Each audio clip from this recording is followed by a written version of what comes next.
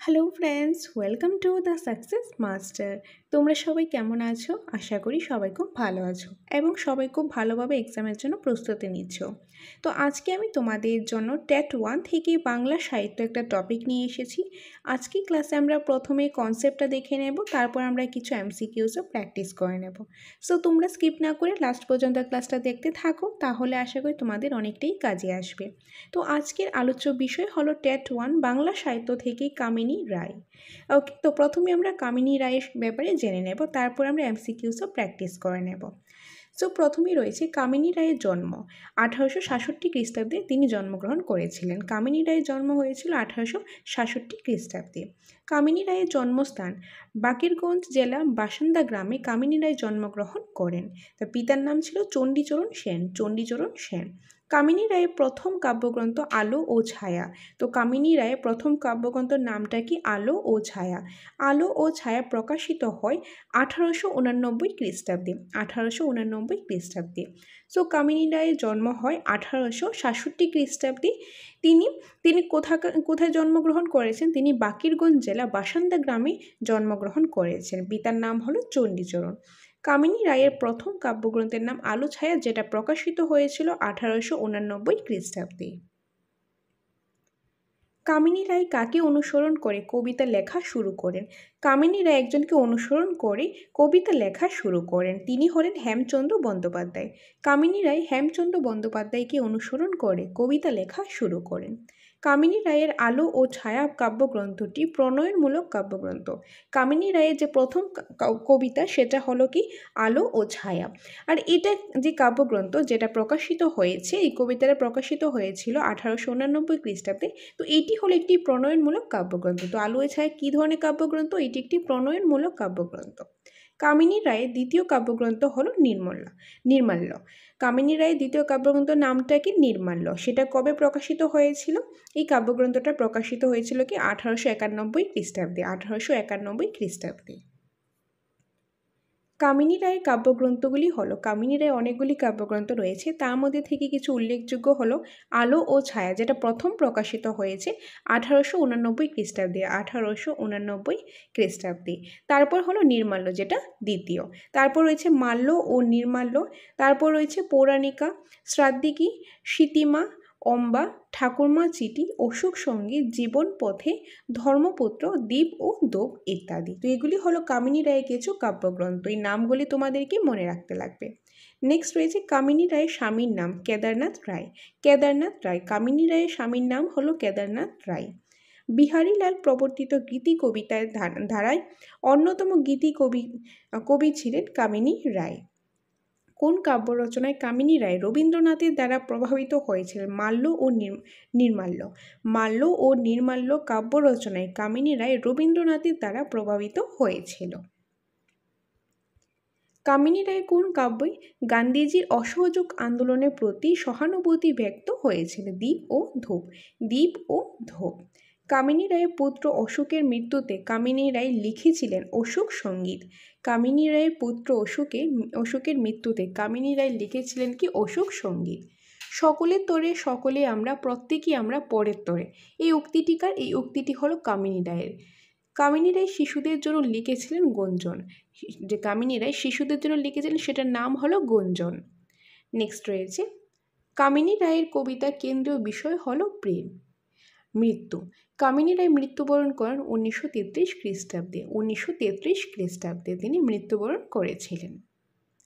এখন আমরা কিছু কোশ্চেন আনসার প্র্যাকটিস করে নিই, তবে তার আগে তোমাদের বলে দিই, দ্য সাকসেস মাস্টার কোচিং সেন্টারে কিন্তু নোটস অ্যাভেলেবেল রয়েছে। টেট 1, টেট 2 এবং এসটিজিটি সম্পূর্ণ সিলেবাসের নোটসটা অ্যাভেলেবেল রয়েছে। অ্যাকর্ডিং টু সিলেবাস রয়েছে, যে প্রতিটা সাবজেক্টে, প্রতিটা টপিকের একদম টপিক ওয়াইজ খুব সুন্দরভাবে ডিপলি ডিসকাস করা নোটসগুলো রয়েছে। একদম চ্যাপ্টার ওয়াইজ প্রথমেই রয়েছে কনসেপ্টের শেষে চ্যাপ্টার ওয়াইজ রয়েছে কোশ্চেন আনসার অর এমসিকিউস। ওকে, তার পাশাপাশি আমাদের এখানে মক টেস্ট রয়েছে, অনলাইন মক টেস্টও আছে, অফলাইন মক টেস্টও আছে, এবং আমাদের এখানে ক্লাসেসেরও কিন্তু সুবিধা রয়েছে। তো তোমাদের নোটসের প্রয়োজন হোক, ক্লাসেসের প্রয়োজন হোক কিংবা মক টেস্টের প্রয়োজন হোক, অনলাইন হোক কিংবা অফলাইন, যেটাই প্রয়োজন, যেভাবে প্রয়োজন, সেটার জন্য তোমরা সাকসেস মাস্টারি এই অফিসিয়াল নম্বরে যোগাযোগ করতে পারো। এই নম্বরে যোগাযোগ করে তোমরা ডিটেলসটা জেনে নিতে পারো। আর তাছাড়া আমাদের এখানে কিন্তু প্রতিনিয়ত ফ্রি মক টেস্ট হয়ে থাকে। তো যারা যারা সেই মক টেস্টটা দিতে চাও তোমরা এই নম্বরে কিন্তু হোয়াটসঅ্যাপ করে দিতে পারো। তাছাড়া আমাদের অ্যাপ রয়েছে দ্য সাকসেস মাস্টার নামে, যেটা প্লে স্টোরে পেয়ে যাবে। সেই অ্যাপের মাধ্যমে তোমরা কিন্তু প্রতিনিয়ত ফ্রি মক টেস্টগুলো দিতে পারবে। তাছাড়া কোর্সেস রয়েছে, কোর্সেসগুলোও নিতে পারবে। তো তোমাদের যেটাই সুবিধা, তোমাদের যেটা প্রয়োজন সেটা তোমরা নিতে পারো। অ্যাপের মাধ্যমে হলে অনলাইন পেয়ে যাবে, বা তোমাদের অফলাইন প্রয়োজন হলে সেটাও পেয়ে যাবে। তো সেটার জন্য তোমরা স্ক্রিনে দেওয়া নম্বরে যোগাযোগ করতে পারো। এই নম্বরে যোগাযোগ করে তোমরা ডিটেলসটা জেনে নিতে পারো। ওকে, আর আশা করি তোমাদের কাছে আমাদের এই ক্লাসগুলি ভালো লাগছে। তো তোমরা এইভাবেই আমাদের সাথে থাকো, পাশে থাকো। তোমাদের জন্য আরও ভালো ভালো ইনফরমেটিভ ক্লাসেস আমরা নিয়ে আসবো। এনিওয়ে, কোশ্চেন আনসারগুলি এখন দেখে নিই। সো ফার্স্ট এমসিকিউতে রয়েছে, নিচের কে বাকিরগঞ্জ জেলার বাসান্দা গ্রামে জন্মগ্রহণ করেন? তো বাকিরগঞ্জ জেলার বাসান্দা গ্রামে জন্মগ্রহণ করেছেন কে? কামিনী রায়, অর্থাৎ option number A, Kamini Roy. Next রয়েছে 2 নম্বর, বিহারীলাল প্রবর্তিত গীতি কবিতা ধারার অন্যতম গীতিকবি কে? যে বিহারীলাল প্রবর্তিত গীতি কবিতা ধারার অন্যতম গীতিকবি কে? সো কি হবে? কামিনী রায়, অপশান নাম্বার এ, কামিনী রায়। 3 নম্বর, কামিনী রায়ের প্রথম কাব্যগ্রন্থের নাম। কামিনী রায়ের প্রথম কাব্যগ্রন্থের নামটা কি? আলো ও ছায়া, নির্মাল্য, মাল্য ও নির্মাল্য, দ্বীপ ও ধূপ। কোনটা হবে তোমরা কমেন্টের মাধ্যমে অবশ্যই জানাবে। তো এখান থেকে যেটা কারেক্ট আনসার হবে সেটা হলো অপশান নাম্বার এ, আলো ও ছায়া। কামিনী রায়ের প্রথম কাব্যগ্রন্থ হলো আলো ও ছায়া, দ্বিতীয় হলে হবে নির্মাল্য। তারপর রয়েছে 4 নম্বর, আলো ও ছায়া কী ধরনের কাব্য? আলো ও ছায়া সেটা কী ধরনের কাব্য?